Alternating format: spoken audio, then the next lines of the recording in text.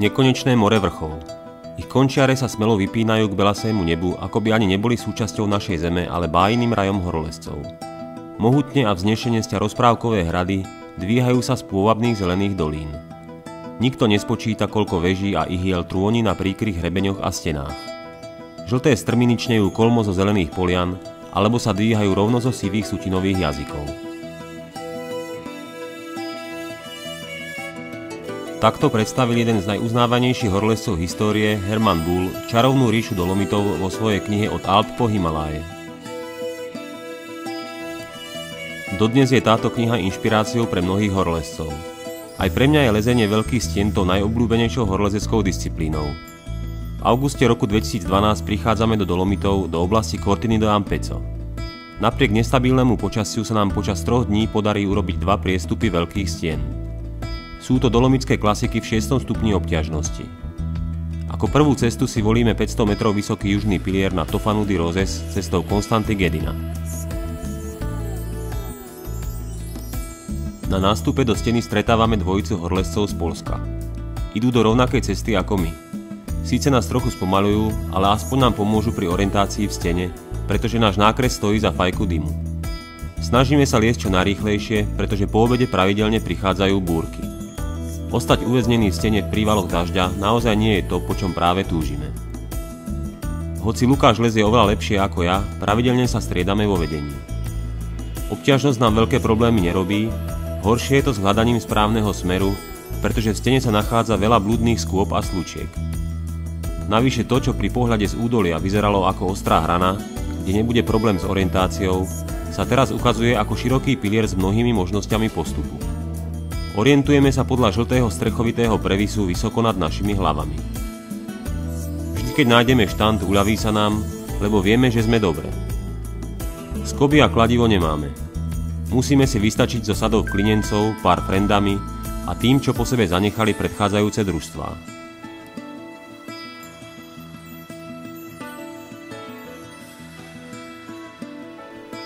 Väčšina dĺžok vedie v kvalitnom sivom alebo žltom dolomite. Chyty a stupy pevne držia. Len zo pár dĺžok v závere prechádza horizontálnym pásom nepríjemnej lámavej skaly, kde navyše chýbajú možnosti zaistenia.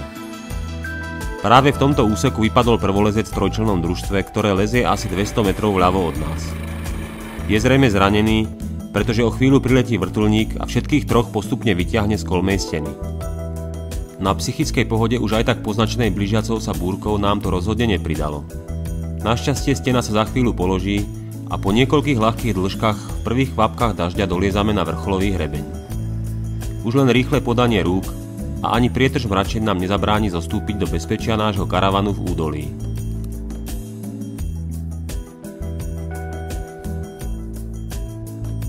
Po včerajšej celodennej túre potrebujeme zregenerovať. Dopoludnie preto venujeme oddychu.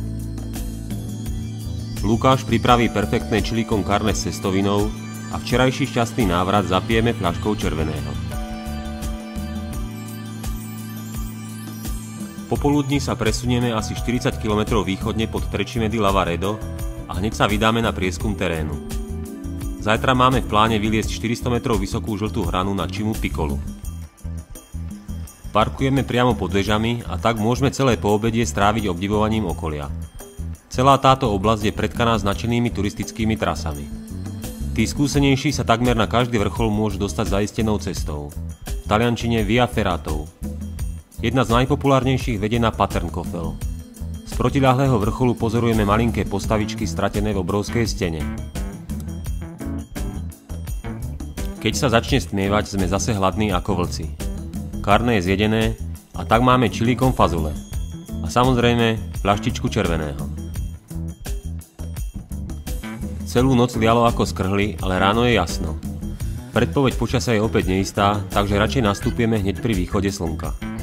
Nástup nemusíme hľadať, lebo sme si ho pozreli už pri včerajšej prechádzke.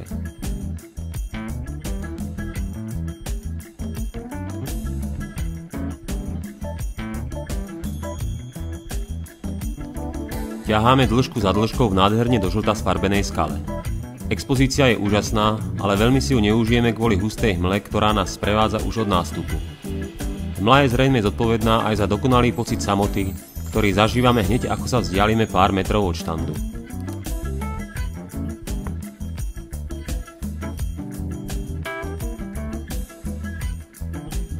Na vrchole máme trochu problém pri hľadaní zlaňovacieho stanovišťa. Nájdeme ho, až keď sa hmla na chvíľu rozostúpi. Potom už ide všetko hladko a túru zakončujeme pri našich batohoch na nástupe.